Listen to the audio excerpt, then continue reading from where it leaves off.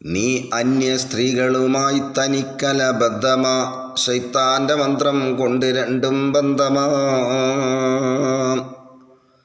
അന്യ പെണ്ണുങ്ങളുമായി നമ്മൾ അടുത്ത് കഴിഞ്ഞാലുള്ള പയപ്പെന്താണ്? ശൈത്താൻ അവിടെ മൂന്നാമത്തെ ആളായിട്ടുണ്ടാവും. പിന്നെ നമ്മളെ അടുപ്പിച്ചെന്നാണ് പറയുന്നത്. അപ്പോൾ അത് ഒഴിവാക്കണം എന്നാണ് ഇവിടെ തേവാവസ്ഥ പറയുന്നത്.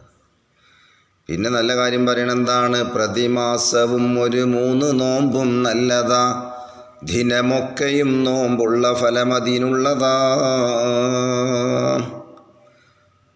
അപ്പോൾ എല്ലാ മാസത്തിലൊരു 3 നോമ്പ് വയ്ക്കുക.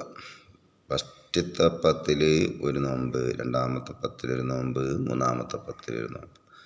എന്നാൽ മാസം മുഴുവനും നോമ്പ് നോറ്റ കൂലി കിട്ടുന്നു.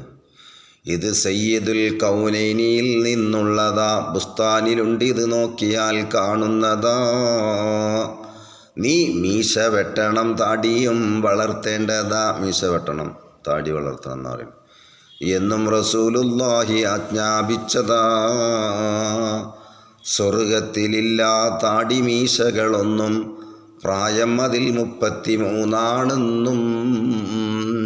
സ്വർഗത്തിലില്ല താടി മീശ ഒന്നും സ്വർഗത്തിലില്ല എന്ന് പറഞ്ഞു.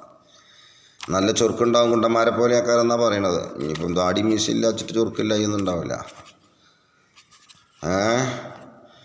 പൊരുത്തമ്മിലാഹിൽ നിന്നുമെന്നും കിട്ടുമേ, 20 മിനിറ്റ് നീ ചെലവ് ചെയ്താൽ വറ്റുമേ. എന്താണത്? റകഅത്ത് 2 നമസ്കരിക്കണം ളുഹ, അതിനുള്ള സമയം നല്ലതും ശംസുദ്ദുഹ. 2 റകഅത്ത് ളുഹ നിസ്കരിച്ച. ളുഹൻ്റെ സമയം അറിയില്ലേ? രാവിലെ ഒരു 8 മണി മുതൽ ഒരു ഉച്ച വരെ, 11:30, 11:45, 12 മണി വരെ. അപ്പോൾ അങ്ങനെ ളുഹ നിസ്കരിച്ച. അങ്ങനെ വന്നിട്ടും പോയിട്ടും പിന്നെന്താണ് ഇവിടെ തേവ പറയുന്നത്? മരിക്കാതിരിക്കാൻ എന്ത് മാർഗമുണ്ട്, ത്വജിക്കാതിരുന്നാൽ മാർഗവും അതിനുണ്ട്. അപ്പോൾ എല്ലാറ്റിനും നബിയങ്ങളും മരുന്ന് പറഞ്ഞു തരുന്നുണ്ട്. മരിച്ചായിരിക്കാമല്ല വല്ല മരുന്നുണ്ടോയെന്ന് ഒരു സഹാബി വന്നിട്ട് ചോദിച്ചത്. ഉണ്ട് കുട്ടിയെ, പക്ഷേ ആ മരുന്ന് ഒഴിവാക്കാൻ പാടില്ല. മരുന്ന് ഒഴിവാക്കരുത്, ഒഴിവാക്കിയാൽ പോയി കാര്യം. മരുന്നുണ്ട് പറഞ്ഞു. എന്താണെന്ന് ചോദിച്ചു. ഓതേണ്ടതാണതിനായി ലഖദ് ജാഅ തൊട്ട് അതിൻ്റെ അന്ത്യഹാവരെ സുബഹിക്കും വൈകിട്ട്. ബറാത്ത് സൂറത്തിൻ്റെ, തൗബ സൂറത്തിൻ്റെ ലാസ്റ്റ് ആയത്ത്. ഇത് കേട്ടൊരാൾ വയസ്സ് 70 മുതലോതലായി, മരിക്കാതെയാൾ 120 ചെന്നെത്തലായി. അങ്ങനെ 70ാമത്തെ വയസ്സായിരുന്നത് ചോദിച്ചപ്പോൾ. ഇപ്പം 2 ഓതാൻ തുടങ്ങി. അങ്ങനെ 120 ഓതിയിട്ട്. സുബ്ഹാനല്ലാഹ്.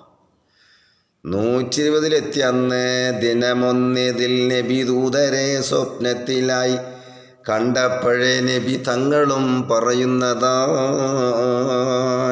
നീ നമ്മളെ തൊട്ടെത്ര കാലം മോട്ടമായി, അത് കേട്ടൊഴിച്ചോതൽ ഉടൻ മൗത്തത്തലായി. അപ്പം അന്ന് മൂപ്പര് ഓതാതെ കടന്നു.